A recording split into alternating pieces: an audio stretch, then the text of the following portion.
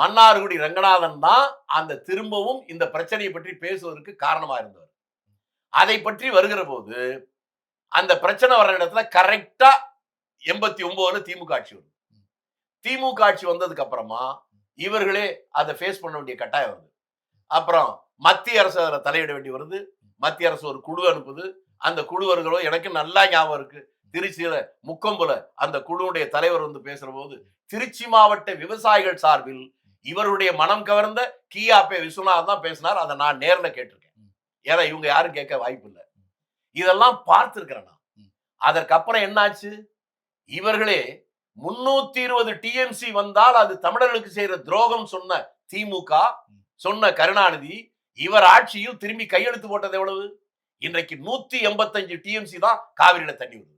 இது இன்றைக்கு இருக்கிறவர்கள் 7 தலைமுறையும் தமிழ்நாடு நாசமா போச்சு. இதை நான் சொன்னேன். கிட்டத்தட்ட பாதி ஏறத்தாழ பாதி வருது.